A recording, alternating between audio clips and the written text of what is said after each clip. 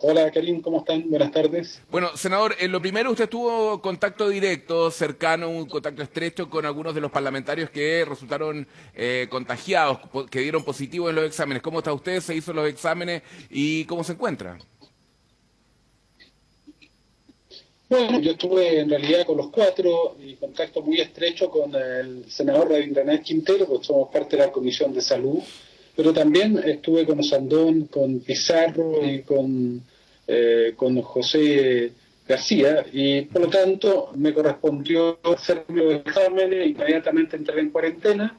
Efectivamente, yo me hice el examen al tercer día, este salió negativo, pero aquí es muy importante, esto es una norma técnica de salud. No porque el examen te sea activo, PCR, tú debes abandonar la cuarentena. La cuarentena es obligatoria 14 días porque el periodo de incubación de esta enfermedad dura 14 días. Normalmente, en la mayor parte de los casos, cuando tú te contagias, los primeros síntomas aparecen al quinto o al séptimo día, pero Sí, podrían senador. aparecer al décimo día. Sí, Y por lo en ese tanto, por eso que sentido, la cuarentena se recomienda 2 semanas. es un error lo que han planteado el ministro Sichel, el ministro Ward, que dijeron que se habían hecho los exámenes por segunda vez y que habían salido negativos y por ende se reintegraban a las labores, a sus labores habituales. ¿No es parte del protocolo como tiene que ser? Yo pienso que ellos están totalmente equivocados, están violando la cuarentena. De hecho, supongo yo que al igual que yo, ellos estuvieron en contacto el miércoles pasado y el jueves, y incluso pueden haber estado en contacto el día viernes con cualquiera de los cuatro senadores contagiados, independientemente que tengan una PCR negativa. La norma técnica es que ellos debieran mantener cuarentena 2 semanas.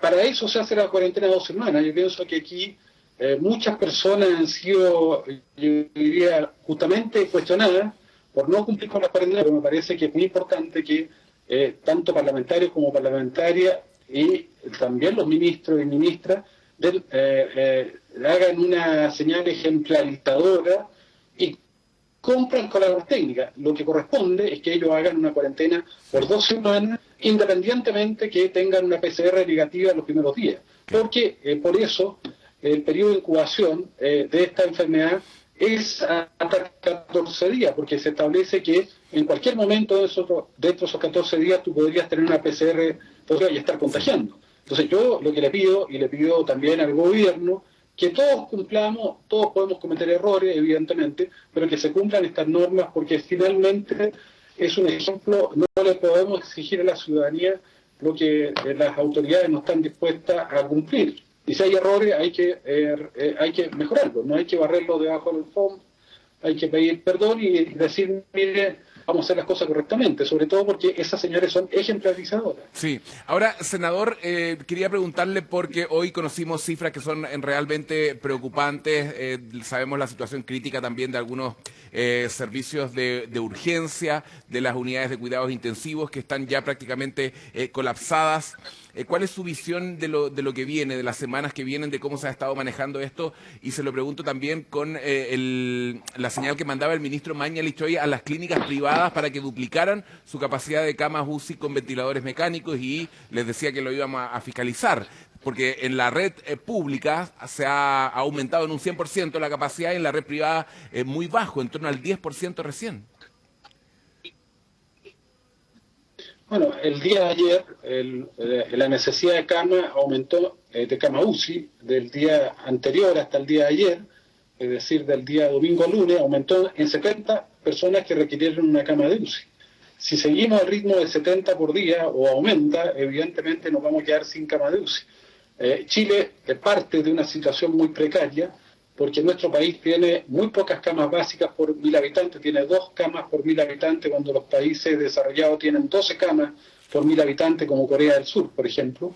Tenemos 3 camas de UCI por 100.000 habitantes, los países desarrollados tienen cerca de 20 camas de UCI por 100.000 habitantes, y podemos crecer en camas de UCI, no solo culpa de este gobierno, es un tema estructural de muchos años, pero podemos crecer limitadamente, podremos crecer en unas 100 camas de UCI más, podremos trasladar camas de UCI de regiones a Santiago, como se hizo Biobío, se trasladaron 8 camas de UCI, pero el combate, la lucha contra el coronavirus no se puede hacer dentro de los hospitales, nuestras camas van a ser siempre limitadas, y lo que podemos vivir es un tsunami de personas que estén contagiadas, muchas personas se contagian y que muchas personas al mismo tiempo, en las mismas semanas requieran de una cama de UCI y que sobrepasen absolutamente la capacidad de oferta de camas de UCI. Sí. Las personas que tengan una insuficiencia respiratoria, una falla multiorgánica, si no tienen una cama de UCI, evidentemente que corre el riesgo su vida. Por eso que las medidas para disminuir, evitar el colapso, es decir, para aplanar la curva,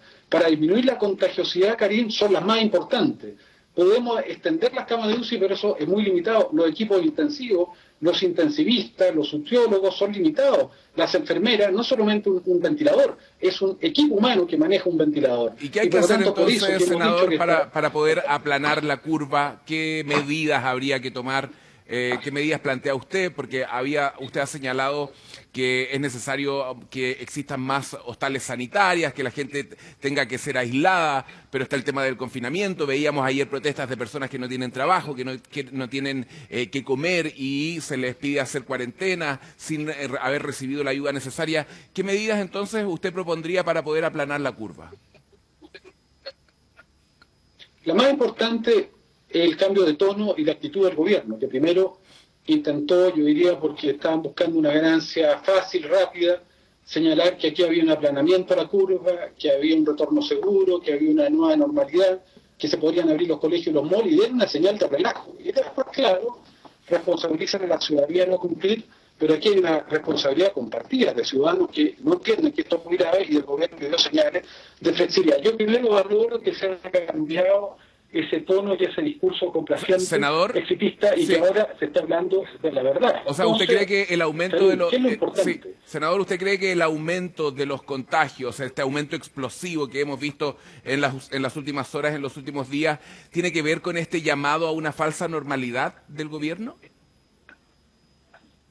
Yo pienso que no todo sería muy injusto, pero que colaboró a que muchas personas creyeran que al señalar que se estaba aplanando la curva, al hablar de nueva normalidad, retorno seguro, volver al trabajo, de que abrir los malls, de que se habían abrir los colegios, tuvo que salir el consejo asesor a decir que eso no era así, que no se podía hacer. Bueno, yo creo que eso ayudó, pero no solo eso, porque este es un virus que tiene su propia dinámica, es un virus que tiene su propia capacidad de difusión y por lo tanto es muy distinta. Una pandemia en Vitacura, Las Condes, aquí hay dos pandemias, está la pandemia de los sectores ricos del país, que se pueden aislar, que pueden tomar medidas, que pueden dejar de ir a trabajar porque tienen los recursos, a una pandemia que se desarrolla, Karim, en comunas populares donde la gente vive en 50 metros, que no tienen ni siquiera dinero para jabón, que a veces no tiene dinero para ver si no trabaja, que viven 3 familias con un solo baño, que tienen lugares hacinados donde los adultos y las adultas mayores y los crónicos no se pueden aislar, como en los sectores de alto ingreso, que van a ser contaminados por el resto. Por lo tanto, la capacidad de difusión del virus. Entonces, ¿qué es lo que hay que hacer? Primero, entender que la cuarentena en la región metropolitana era importante. Tal vez se hizo un poco tarde, pero yo valoro que se haya determinado cuarentena total. ¿Por qué? Porque la cuarentena lo que ayuda es a ganar tiempo.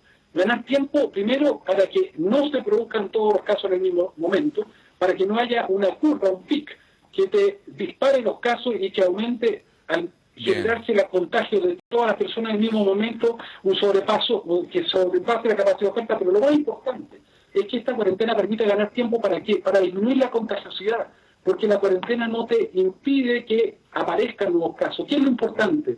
Lo más importante es ahora, dado que hay cuarentena, aislamiento, porque cada persona que está con senador, un COVID positivo, hoy día tenemos 28.000 personas que tienen COVID positivo, hay que aislarlo en recintos sanitarios, porque si tú los mandas a la casa, Karim, van a contagiar a todo el mundo.